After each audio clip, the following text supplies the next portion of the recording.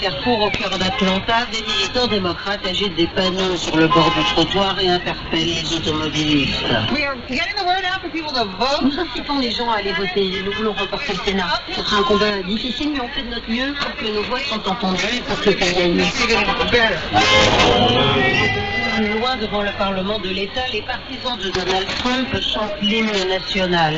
Ils contestent toujours l'élection de Joe Biden et réclament la démission des responsables de l'État qui ont validé sa victoire en Géorgie.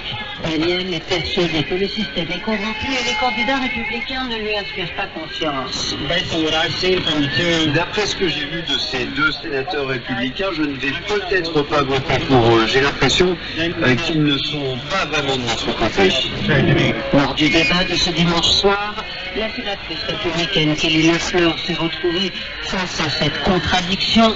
Elle a déclaré qu'il y avait clairement eu des problèmes lors du scrutin de novembre, mais a appelé les électeurs à se rendre massivement aux urnes le mois prochain. Anne Cossé, Atlanta, RFI. Lui sillonne depuis des semaines les États-Unis sans masque pour contester les résultats de la présidentielle. L'avocat personnel de Donald Trump, Rudolph Giuliani, a été testé positif au Covid. Selon le New York Times et la chaîne ABC, il serait hospitalisé actuellement à Washington. C'est désormais une quasi-habitude à chaque rencontre entre le président égyptien et son homologue français. Plusieurs ONG demandent à Emmanuel Macron de faire pression sur Abdel Fattah al-Sisi, actuellement en visite d'État en France, sur la question des droits de l'homme. Sous couvert de lutte antiterroriste, les voix dissidentes en Égypte sont en effet victimes d'une sévère répression. Des dizaines de milliers d'Égyptiens sont toujours en prison pour délit d'opinion. Au Caire, la correspondante d'Edouard Dropsy. Dans les bureaux de l'ECRF, une ONG de défense des droits de l'homme, un bureau reste vide. Celui d'un ingénieur travaillant sur le droit au logement, tombé sous le coup d'une loi datant de 2015. Mohamed Lotfi, le directeur de l'ECRF. Ibrahim Azzedine avait été arrêté déjà il y a 1 an et demi maintenant, accusé de terrorisme et de provocation d'informations fausses.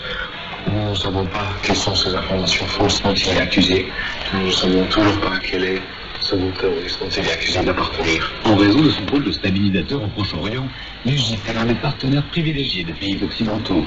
Quitte à être co-regardant sur la protection des droits de l'homme, Mohamed Lotfi espère que ce sujet sera discuté entre les présidents français et égyptiens. Et les droits de l'homme, c'est pas quelque chose d'abstrait. C'est la vie de gens pour de vrai qui sont en prison ou qui meurent de torture. Donc c'est une vraie tragédie qui arrive tout le temps. Et dont on ne peut pas en discuter, c'est se mettre la tête dans le sable. Signe du succès de la pression internationale, jeudi dernier, la libération de 3 directeurs de l'EIPR, une ONG de défense des droits de l'homme, emprisonnés il y a 3 semaines. Et qu'il ne reste qu'une goutte d'eau dans le système répressif égyptien. Et dans l'optique, le Caire, RFI. Et au cœur de la visite en d'État d'Abdel Fattah al-Sisi en France, qui débute aujourd'hui, les questions de sécurité régionale, de lutte contre le terrorisme, le dossier libyen, mais encore aussi les rivalités avec la Turquie en Méditerranée orientale. La Turquie principale, un soutien de l'Azerbaïdjan dans le conflit du Haut-Karabakh, conflit qui s'est achevé par un accord parrainé par Moscou et la rétrocession par l'Arménie de plusieurs territoires situés autour de l'enclave séparatiste du Haut-Karabakh. Le Premier ministre arménien Nicole Pachinian est toujours vivement critiqué pour avoir accepté ce cessez-le-feu. 16 partis d'opposition lui ont donné jusqu'à demain midi pour démissionner, faute de quoi il menace de lancer des actions de désobéissance civile. Autre défi pour les autorités arméniennes, l'accueil des réfugiés du Haut-Karabakh, comme ont pu le constater nos envoyés spéciaux Anastasia Vecchio et Julien Wallot dans une école de la capitale arménienne, Erevan. 2 salles de classe transformées en dortoir. 10 personnes, 3 générations vivent ici. Arsenia Erapetian, 75 ans, son mari, ses belles-filles et ses petits-enfants ont fui la région d'Adrot devant l'avancée des troupes azerbaïdjanaises. Qui est responsable de la situation dans laquelle nous nous trouvons? Je ne sais pas. On était attachés à notre terre et on a dû tout abandonner, même les tombes de nos parents, de mon frère, de ma sœur. Le mari d'Arsenia tourne toute la journée comme un lion en cage. Ce jour, on joue pas. Assis, debout, couché, il n'y a rien d'autre à faire. On ne pensait pas que notre district allait être perdu, et on est parti sans rien. Dans une salle de classe voisine, des vêtements de bébé sèchent dans un coin. Maria Ambartoumian a donné naissance à son 3e enfant moins de 2 mois avant le début de la guerre. Son village, dans la région d'Ashkeran, est désormais en territoire azerbaïdjanais. J'aime le Haut-Karabakh, j'ai envie d'y retourner, mais j'ai peur. Je n'ai pas envie de reconstruire une maison si c'est pour qu'une guerre éclate et qu'on doit tout quitter à nouveau. Avant la guerre, Maria avait un rêve, ouvrir une boulangerie française dans le Haut-Karabakh. Elle avait même élaboré un montage financier, mais le projet est resté dans l'ordinateur qu'elle a laissé en fuyant sa maison.